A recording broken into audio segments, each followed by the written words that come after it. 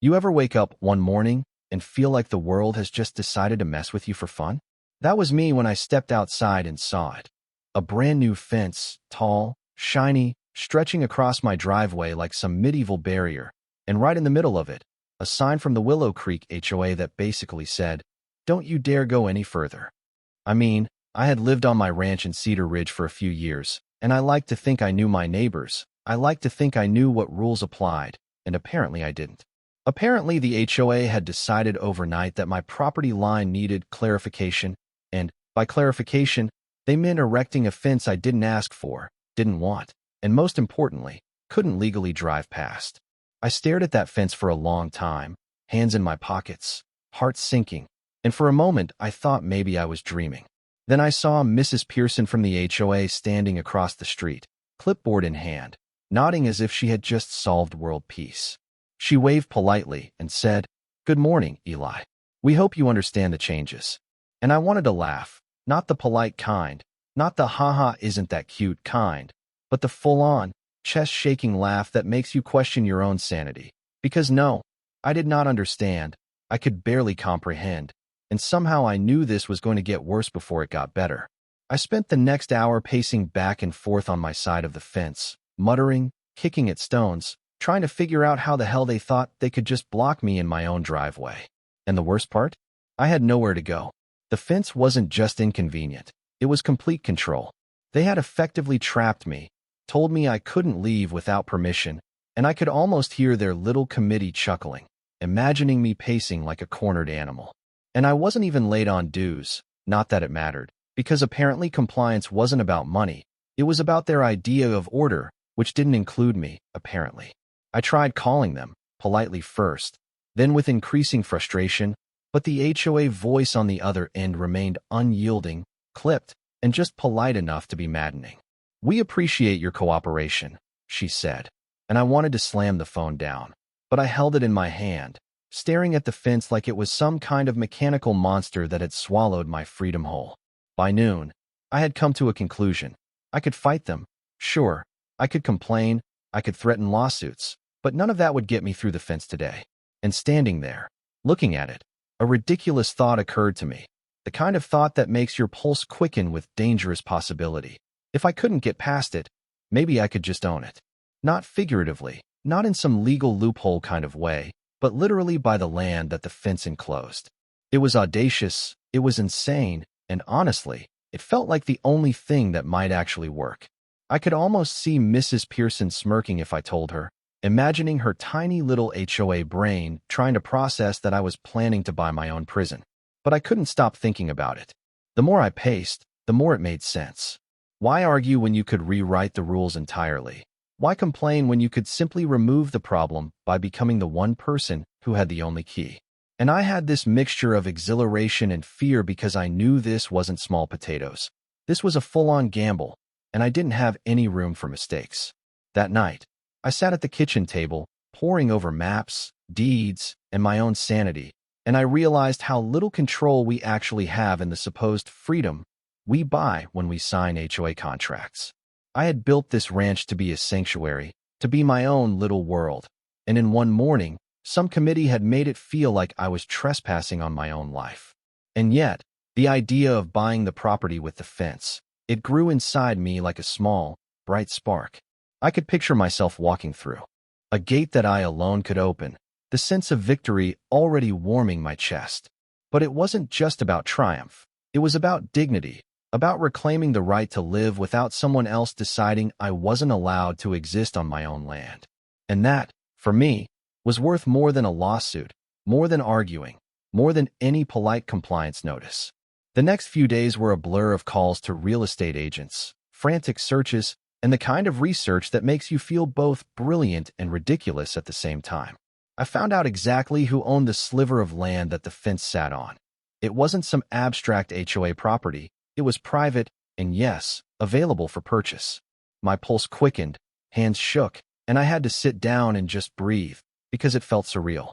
It felt like I was finally gaining control in a world that had just reminded me how little we actually get to control. And when I made the offer, nerves and excitement dancing like a live wire through me, I imagined the HOA board reading the news. The very ranch they tried to control, I was about to own completely, key and all. While I waited for the paperwork, I walked my ranch every day, studying the fence, measuring angles, noticing flaws, thinking of what it would mean once I had the key. And every time I imagined that key in my hand, I couldn't help laughing at the absurdity of it all. The audacity, the little victories, the sheer ridiculousness that life had delivered me this chance. I could picture Mrs. Pearson's expression, that carefully controlled smirk, faltering ever so slightly as she realized that her perfect little plan had been outsmarted by someone who refused to be trapped. And I had this odd combination of satisfaction and anxiety because, of course, owning the property wasn't going to be simple.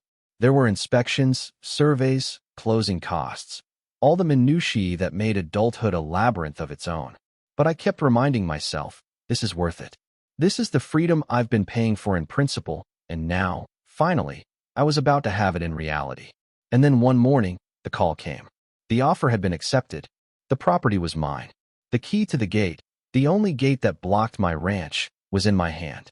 I remember holding it, looking at the fence for what felt like the first time, really seeing it, not as a barrier, but as a monument to stubbornness, absurdity, and the weird little victories life throws at you if you're patient, audacious, and maybe a little crazy.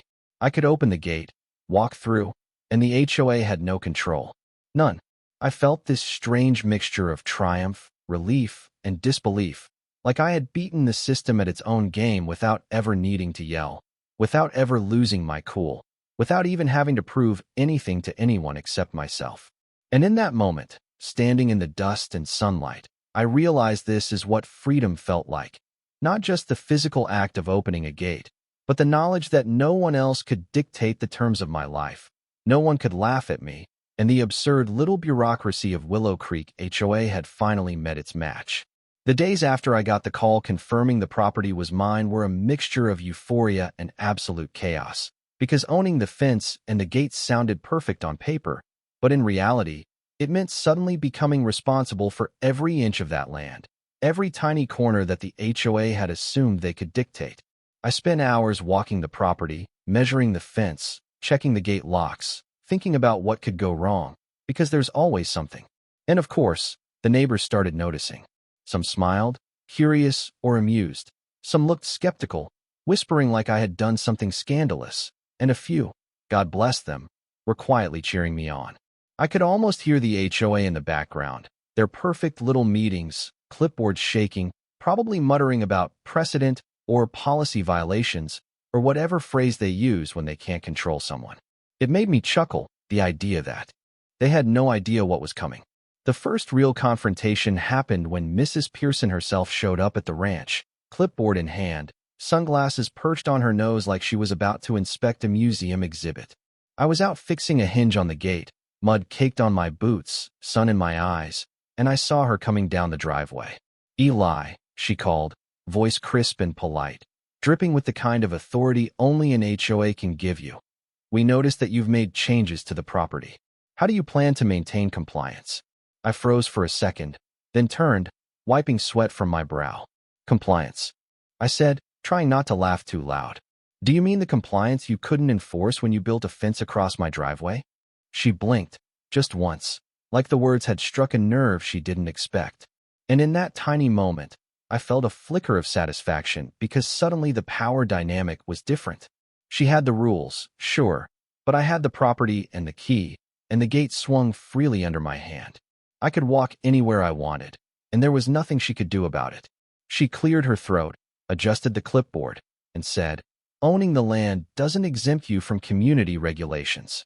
I smiled, wide, a little crooked, and said, "Owning the land gives me control of the gate, and the gate is the only way anyone gets past that fence. So, technically, Mrs. Pearson, you're welcome to discuss compliance with me anytime. Just make sure you have an appointment." She didn't respond immediately. Instead, she glanced at the fence, at the gate, at the small stacks of stones I had left by the side of the property, and I swear I saw a flash of something like admiration, though she would never admit it. She left that day without another word, and I felt this strange mix of triumph and absurdity, like life had handed me this tiny, ridiculous victory, and I had actually claimed it. In the following weeks, I had to manage the practical side of owning that little sliver of land. There were surveys, title checks, permits, and all the bureaucratic nonsense you'd expect when you buy a parcel of property nobody thought you'd ever own. Every phone call, every signature, every meeting made me feel both exhausted and ridiculously alive, because I could see exactly what it was doing. I was rewriting the narrative, taking control of something everyone assumed I had to negotiate for forever. And it wasn't just the HOA that was watching. Neighbors, friends, family. Even the mailman seemed to notice that something had shifted. They'd seen the fence go up, seen the frustration in my face, and now they were watching the aftermath, like a slow-motion spectacle. One evening, I was sitting on the porch, beer in hand, staring at the gate, and thinking about all the little absurdities that had led me here. The HOA thought they were asserting power, maintaining order, protecting property values, but they had missed the one crucial element. People can be stubborn, inventive, and audacious when pushed far enough. And maybe that was the lesson in all of this. Control is an illusion, compliance is negotiable, and sometimes the best way to deal with bureaucratic nonsense is to change the game entirely. I laughed quietly to myself, because it felt like life had delivered this lesson in the most bizarre, cinematic way possible. I could see the river of small injustices, of tiny regulations, of smug authority figures, and I realized that most people just bend, just accept it, but every once in a while, someone decides to own the key. But owning the key didn't make things simple. It made things more complicated. I had to maintain the fence, ensure no accidents occurred, deal with curious or nosy neighbors, and yes, continue paying property taxes on a parcel I technically didn't even need to own except for the principle of it. And every now and then, the HOA would send a letter, sometimes politely, sometimes with that sharp edge of authority that makes you want to grind your teeth. Please ensure your property meets all aesthetic standards. One letter read, and I chuckled, imagining the irony. The property, the gate, the fence, they all technically met their requirements now that I controlled the key. There was nothing they could do. Absolute nothing. And that thought alone made some mornings feel like a victory parade. During this period, I had a few moments of pure cinematic confrontation, the kind that make you feel like you're in a movie rather than dealing with HOA bureaucracy. There was the time Mrs. Pearson came to inspect the fence again, clipboard trembling slightly, and I let the gate swing slowly open under my hand, giving her a little side smile. "The gate's functional," I said casually, "but the key only works for me." Her lips pressed into a thin line, and I swear she wanted to say something cutting, but couldn't.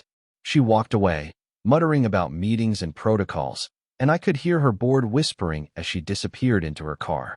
I stood there in the sun, key dangling from my fingers, feeling like I had won some absurd duel that had no real stakes, but meant everything. Meanwhile, the ranch itself needed attention. The gate and the fence were just symbolic victories. I had to make sure the property was maintained, roads clear, livestock safe, and water sources accessible. I spent long hours fixing the gate mechanism, repairing small sections of fence, planting grass, checking irrigation, and doing the countless little things that made the property livable and functional.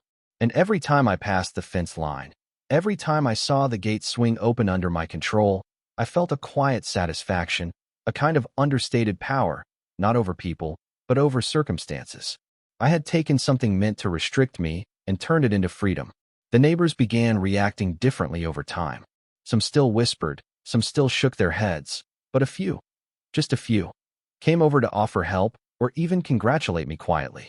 It was strange, this mix of admiration and envy, support and judgment, all in one tight little community. And I realized then that my fight with the HOA was more than a personal victory. It was a lesson for anyone watching, a subtle reminder that authority is fragile, rules are arbitrary, and determination paired with audacity can turn even the most ridiculous obstacles into triumphs. Of course, not everything was smooth. There were a few tense moments when the HOA sent letters threatening fines, implying violations of aesthetic guidelines, or just questioning the legality of owning the gate. I spent hours on the phone, reading legal documents, consulting friends, and quietly laughing at the absurdity of it all. Here I was, owning the land, holding the only key, and yet the HOA still tried to assert dominance through letters and bureaucracy. But the difference now was I could ignore it. I had the power. Not violence, not confrontation, just simple, quiet control. And that, I realized, was often more satisfying than any argument, more permanent than any yell, and more effective than any angry email. By the end of the first month, the ranch felt like mine in a way it hadn't before. The fence that had been a barrier now framed the property. The gate symbolized control, and I had a story to tell. The key hanging from my belt became almost a talisman, a reminder that audacity, patience, and a little cunning could solve problems bureaucracy and anger never could. I could walk anywhere, move livestock freely, invite friends without restriction, and watch the HOA flounder silently in the face of a reality they couldn't control. And there was a certain cinematic satisfaction in that, the kind of satisfaction you don't get from simply obeying rules, the kind you only get from outsmarting the system completely, cleanly, with no collateral damage except for ego. And yet, there was always a lingering thought. Owning the gate solved one problem, but it didn't eliminate the power structures around me entirely. HOA meetings still happened, rules still existed, neighbors still whispered. I had won a battle, yes, but the war of perception, of authority, of community approval still existed in smaller, quieter ways. And that was fine, because part of living in the real world is understanding that victory is rarely absolute, that control is rarely total, and that sometimes the greatest success is simply asserting your freedom in one tiny, undeniable way, and knowing it is yours alone. It was a crisp morning when I decided to finally test the gate, the one key in my hand glinting in the early sun. I had walked past it 100 times since the purchase, measured the hinges, admired the way it swung freely under my touch, but today felt different. Today I wasn't just checking a lock, I was asserting ownership. I turned it slowly, deliberately, feeling the mechanism click and hearing the gate open with that satisfying scrape against the dirt. It was small, yes, mundane to anyone else, but to me it was monumental. I stepped through, feeling the sun hit my face, the wind brush across the ranch, and for the first time in days, maybe weeks, I felt a pure sense of victory, the kind that doesn't need applause, doesn't need recognition, doesn't care if anyone else sees it, because it belongs solely to you. And of course, I wasn't alone. Mrs. Pearson appeared again, clipboard in hand, pacing the driveway like a general inspecting a battlefield she thought she had already won. "Eli," she began, voice tight but polite. "We noticed the gate is now in operation. Do you understand the implications for community regulations?" I let out a slow chuckle, one part incredulity, one part triumph. "Implications?" I said, letting the key dangle from my fingers. "Mrs. Pearson, the gate's mine. The key's mine. So yes, I understand. This is compliance as far as I'm concerned." She blinked, a slight tightening around her mouth, and I could see the gears turning, trying to process the fact that the entire authority she relied on had just been outmaneuvered. The neighbors started gathering, drawn by the sight of the gate opening, curious, amused, some whispering, some quietly laughing at the irony. I could feel the weight of their gazes, the mixture of admiration and envy, the subtle acknowledgement that I had done something bold. And I realized then, watching Mrs. Pearson stand there, forced to respect a reality she didn't create, that this was more than a personal victory. This was a lesson, a demonstration that authority has limits, that compliance is negotiable, and that audacity, patience, and a little clever thinking can turn the most absurd situation into triumph. I spent the next hour walking the property, key in hand, checking fences, inspecting gates, making sure everything was safe, functional, and, importantly, under my control. Every step reinforced the sense of ownership, not just of the land, but of the situation, of my ability to influence circumstances rather than simply react. And as I walked, I couldn't help but imagine the HOA board meeting later that day, clipboard shaking, heated whispers, and the dawning realization that I had rewritten the rules without ever breaking them, without ever needing to yell, without ever losing my temper. That was the kind of satisfaction you don't forget, the kind that leaves a permanent imprint on your confidence, on your sense of agency. The practical work of maintaining the ranch continued, of course. I had livestock to care for, roads to repair, fences to reinforce, and water systems to check. Owning the gate didn't magically solve every problem. It didn't eliminate the challenges of ranch life, of property management, or of navigating the delicate balance of community relationships. But it gave me freedom. Freedom to act, freedom to make decisions, freedom to define the boundaries of my own life without outside interference. Every repair I made, every hinge I oiled, every lock I checked was a small assertion of that freedom, a tangible reminder that I was no longer subject to someone else's arbitrary sense of order. Mrs. Pearson didn't disappear, naturally. She sent letters, scheduled inspections, and occasionally drove by, clipboard in hand, but the dynamic had shifted. She had no power over the gate, no control over the parcel I had purchased, no ability to dictate my actions. It was a subtle, almost quiet kind of victory, but one that felt enormous because it required no conflict, no confrontation, just strategy and resolve. I had learned something important. Sometimes the best way to deal with authority is not to fight it head-on, but to change the context so that their power becomes irrelevant. The neighbors began to see the change too. Some approached me quietly, offering assistance or advice, acknowledging the cleverness of the move without needing to say it outright. Others continued to watch, skeptical or quietly disapproving, and that was fine. The point wasn't to win everyone over. It was to assert control in a space where I had previously been constrained.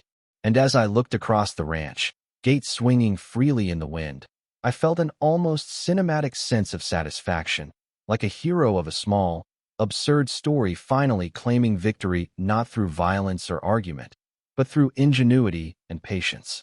But even as I stood there, triumph in hand, I couldn't ignore the subtle truths that remained. HOA rules still existed, neighbors still had opinions, authority still persisted in quieter forms, and there would always be moments of tension, letters, and reminders that life includes structures meant to control, restrict, or guide. The difference now was I had options, I had leverage, and I had agency. I could navigate the world of rules and regulations from a position of empowerment rather than constraint. And that, I realized, was worth far more than any single battle or small victory. I took a long walk that evening, key in pocket, watching the sun dip below the horizon, shadows stretching across the property.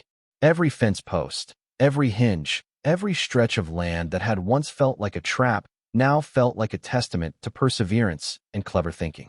I thought about the absurdity of the situation, the audacity it took to buy the property just to own the gate, and I laughed quietly to myself.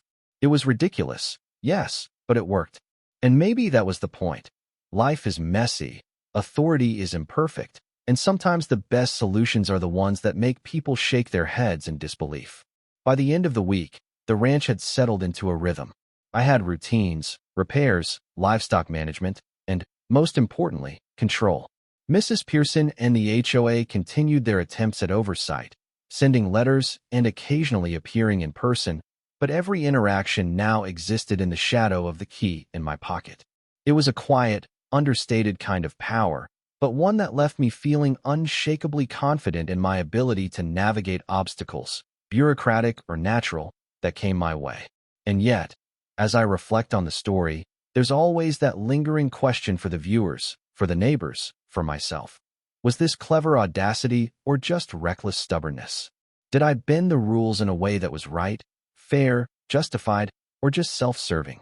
That ambiguity is what makes the story interesting, what makes it a conversation rather than a conclusion. Because some might say the HOA had a point, that community rules exist for a reason, and others might cheer the audacity, the ingenuity, and the simple joy of reclaiming agency. And that, to me, is the real power of this story. It doesn't just end. It invites debate, reflection, and perhaps a little self-examination in anyone who's ever felt trapped by authority or circumstance. So, I leave it to you, the viewers. What would you do if the HOA put a fence across your driveway? If rules seemed arbitrary? If control felt impossible to reclaim? Would you negotiate, comply, or take a bold, audacious step like I did and buy the land, key in hand, rewriting the rules of the game entirely? Drop your thoughts in the comments, share your experiences, debate what's right or wrong, and tell me what you think about freedom, authority, and the absurd ways life challenges us. Because in the end, this isn't just a story about a gate, a fence, or HOA bureaucracy. It's a story about asserting yourself, reclaiming your space, and finding victory in the most unexpected, almost ridiculous, ways possible. And maybe, just maybe, your comment or story will remind someone else that sometimes the only way to get through a ridiculous obstacle is to change the rules completely, hold the key yourself, and step forward with quiet, determined audacity.